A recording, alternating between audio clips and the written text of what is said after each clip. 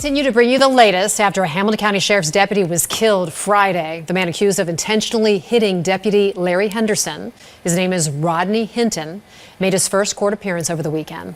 Now, Hinton is the father of 18-year-old Ryan Hinton, who was shot and killed by police during a stolen vehicle investigation on Thursday. 3 separate investigations into this incident are ongoing. Officers, attorneys looking to see what exactly happened and if the officers' actions were justified. 18-year-old Ryan Hinton, a former Don High School student who that night slept in a stolen car with 3 others. Police tracked the car to a parking lot in East Price Hill. That's when all 4 suspects ran.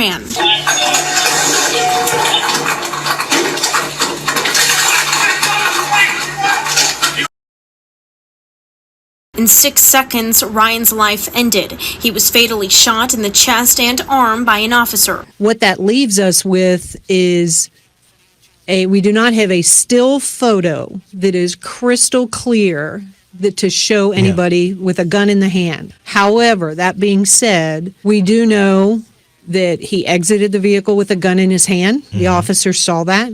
We do know that at one point he stumbled, had that same gun still in his hand. It hits the ground.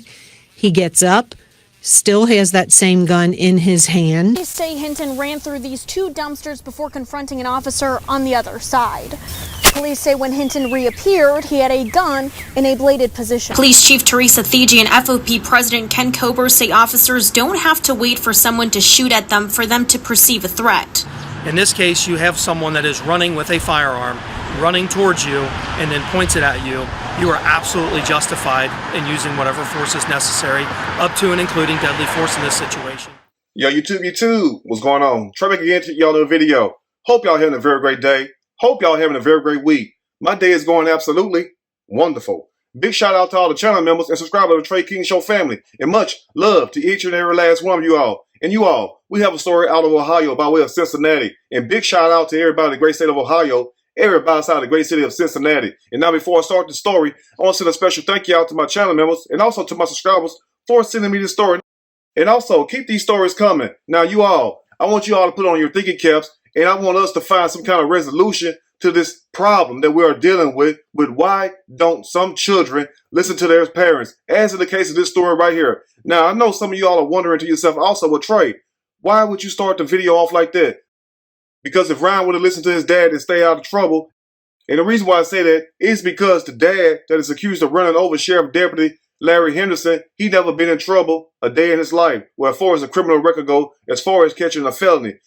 And now I know some of y'all are asking yourself, well, why would a man who never been in trouble with the police decide to run over a cop and catch an aggravated murder charge if he never been in trouble with the police as far as catching a felony? That is a very good question. But evidently, the dad, Rodney Hinton, seen something on that video, well, as far as the body camera footage, that triggered him and made him react the way he reacted. Now, also, before I dig deep into the story, I want to ask you all one thing. Do you think the police shooting was justified of 18-year-old Ryan Hinton? And also, do you think the dad, Rodney Hinton, intended to run over and kill Sheriff Deputy Larry Henderson? Now, all of this played out just last Thursday when Ryan Hinton was spotted inside of a stolen Kia SUV.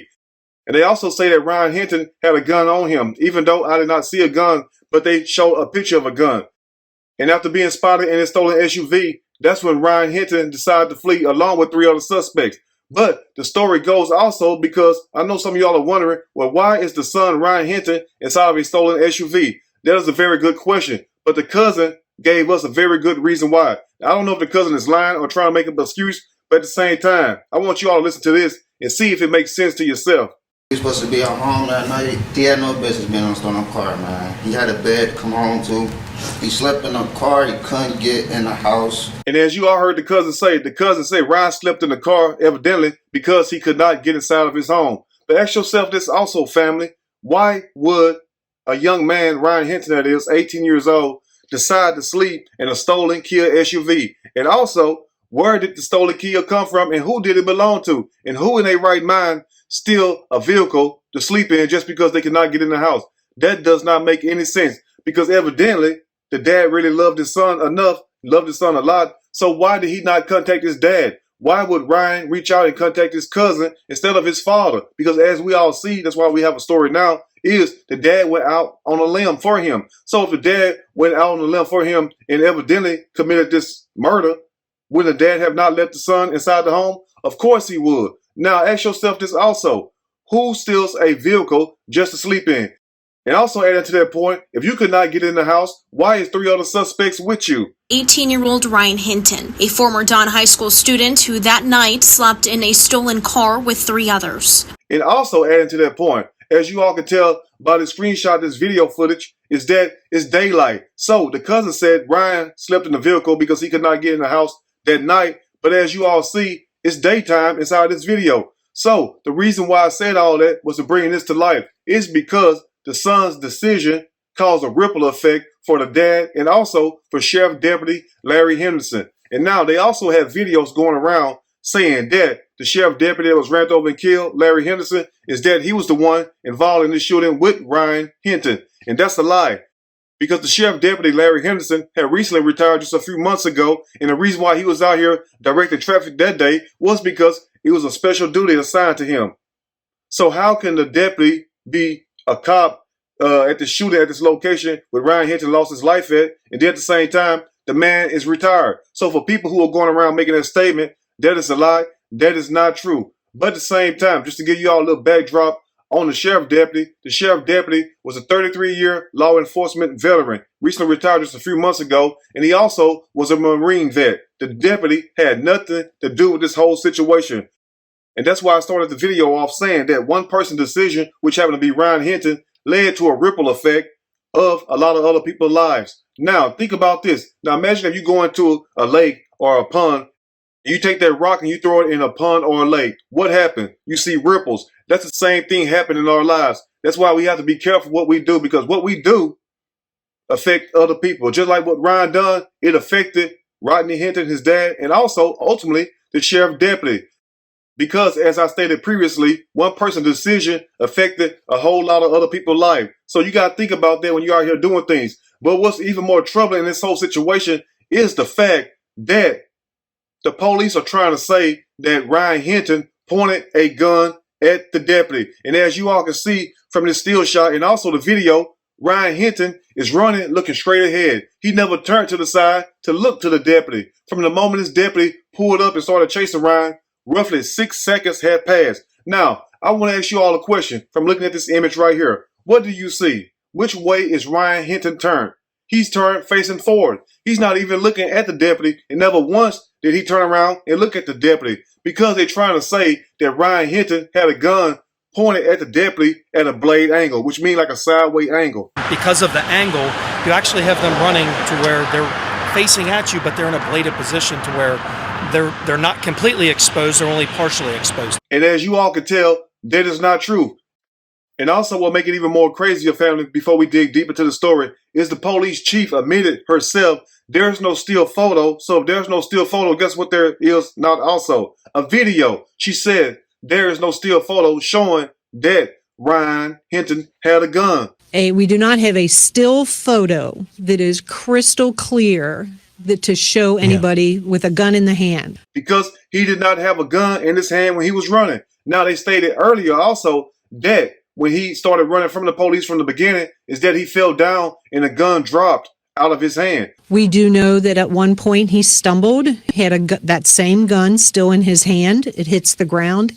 He gets up, still has that same gun in his hand. So evidently he was able to pick this gun up within a few seconds and take off running. Because remember what I told you all, roughly 6 seconds had passed since the deputy made contact and started chasing Ryan. So how in the hell could he reach down, pick up a gun, turn around, take off running, and then look at the deputy, point a gun at him, and then ultimately wind up dead, shot a few times? Think about that. Does that make any sense? So on one hand, we have a chief of police admitting herself, and not me, admitting that there's no still photo, there's no picture that's crystal clear that shows Ryan had a gun. So why would your deputy haul off and kill him? Because the deputy said that he feared for his life. So I want to ask you all real quick.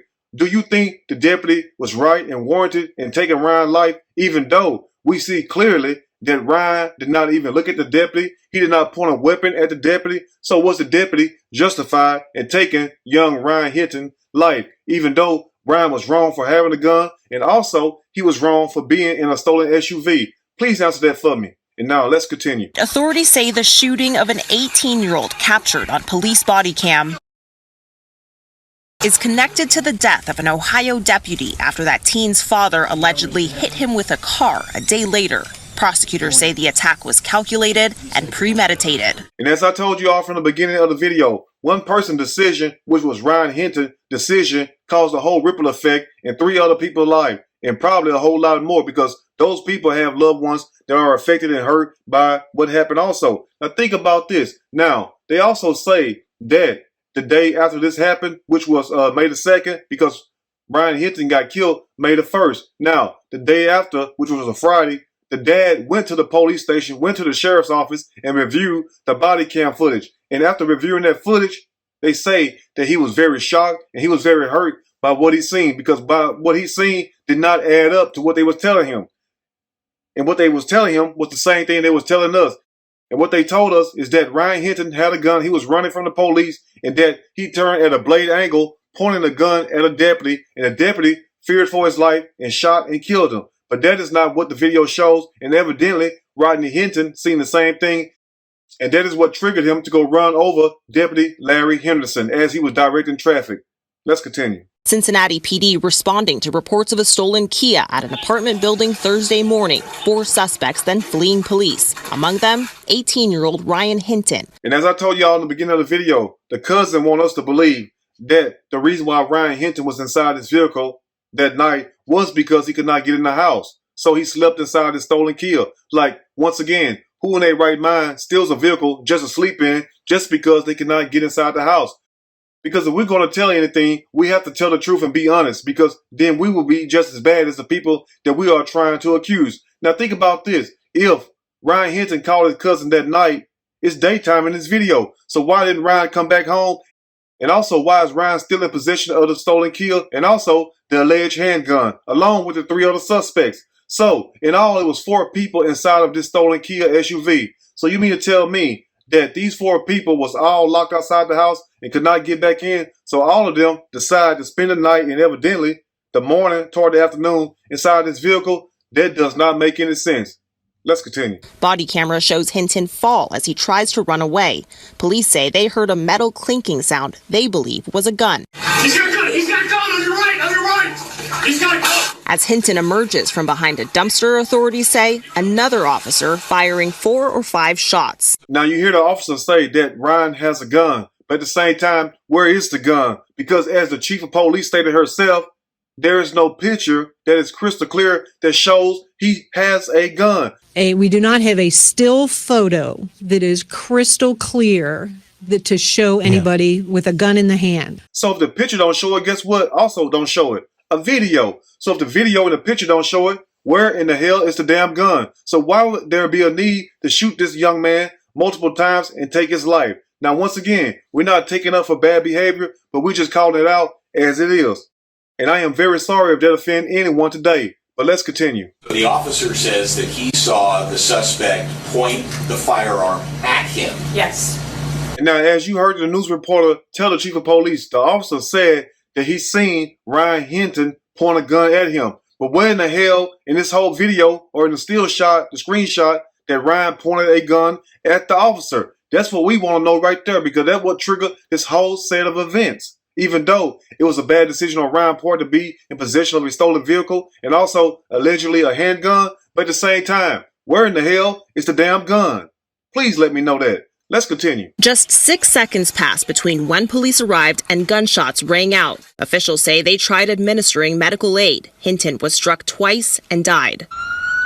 On Friday, a day after that shooting and 2 hours after the Hinton family reviewed the body camera footage, according to the family's lawyer, a driver crashing a car into a Hamilton County deputy directing traffic near a commencement ceremony, killing him. And as I told y'all in the beginning of the video, Ryan Hinton was killed last Thursday. Now the father went to the police station once again that Friday, May the 2nd, and reviewed the body cam footage. And like I told you all also, what they was telling him was not adding up. So the dad, quite naturally, is going to see it just like we seeing what took place. So the dad left very heartbroken and distraught. And that's when he, evidently, they say, allegedly, sought revenge.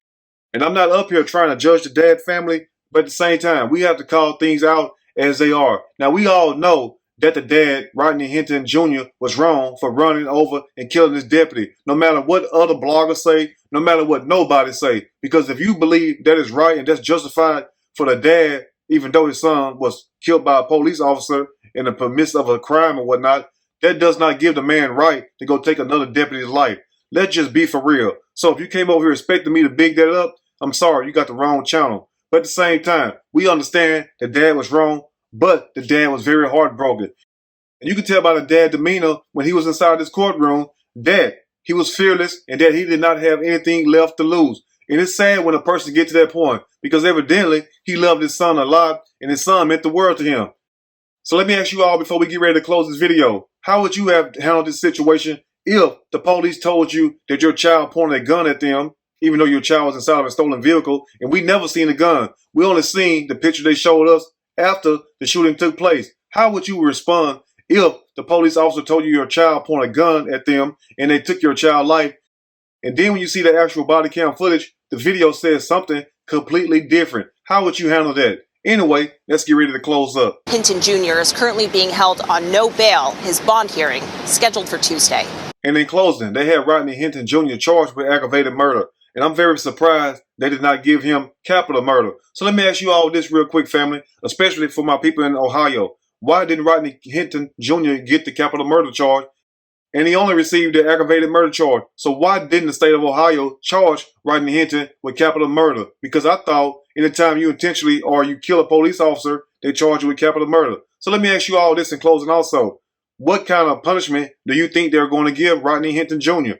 Please let me know that in the comment section. But at the same time, in closing, you got to understand one thing. Your decision, no matter if you're young or old, will affect other people's lives. Because you got to understand, if you go out there and hurt somebody, guess what? They got family. And if you get hurt, guess what? You got family. So quite naturally, people are going to react a certain way. And once again, we're not trying to justify what Rodney Hinton Jr. did. But what do you tell a parent who lost their child and the people that took your child's life had to be police officers? And then once you view the body cam footage, what they're telling you is not adding up. Because once again, Ryan Hinton did not have a gun as he was running away from these police officers. And he never pointed a gun at the cop. Because if he did that, where is the proof at? Because all we see is Ryan Hinton doing what?